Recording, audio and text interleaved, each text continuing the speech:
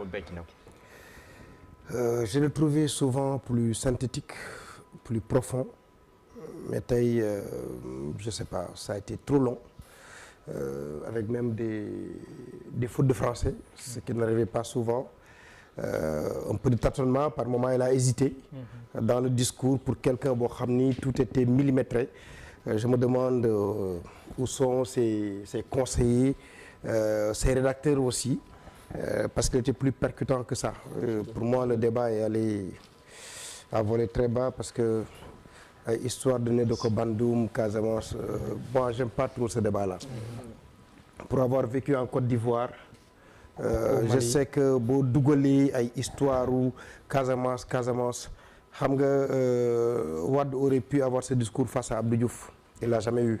Moi j'attendais Ousmane Sonko ci leneen, mais quand il traite le président Macky Sall d'assassin, est-ce que tey on n'est pas sous le coup de l'article 80? Pourquoi toujours may demander wu mais pourquoi ñu ragal Ousmane Sonko? J'ai l'impression que Sénégalais yi Macky Sall la ñu gën a ñame ak Ousmane Sonko.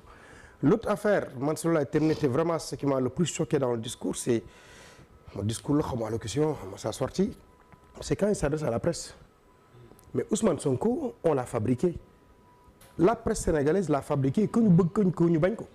Et que les journalistes sénégalais dañu bëgg Ousmane Sonko peut-être inconsciemment. Ba tax sax bu ñuy traiter son actualité, duñ ci dem avec toute la neutralité qu'il faut. Tu as l'impression que dañu farak moom sans nous en rendre compte. C'est après ngay gis ni que ni dérivé nga wàcc nga yoon li la sa liggéey may defuloo ko. C'est pas méchant, peut-être qu'il est de notre génération, peut-être que il nous donne li ñu soxla aussi de la matière par rapport ak média, ce tos à ronger là bi ñu soxla daf ñu koy di jox. Mais tey ça fait pas plaisir de le dire en tant que journaliste, mais Sonko a sa presse, Sonko a ses journalistes, Sonko a son réseau de journalistes, Sonko a sa télévision. Tey insulte yooyu muy wax amul benn leader politique au Sénégal boo xam ni en majorité ñame nga Ousmane Sonko, parce que xam nga ni que ni loo ko teg le lendemain, la minute qui suit, il y a une machine à répliquer très très féroce boo xam ni que ni sur le digital duñ la may dara. Maintenant, est-ce que les journalistes feront face? Est-ce que les journalistes lui diront que nous faisons notre travail de la façon la plus équilibrée, la plus professionnelle possible?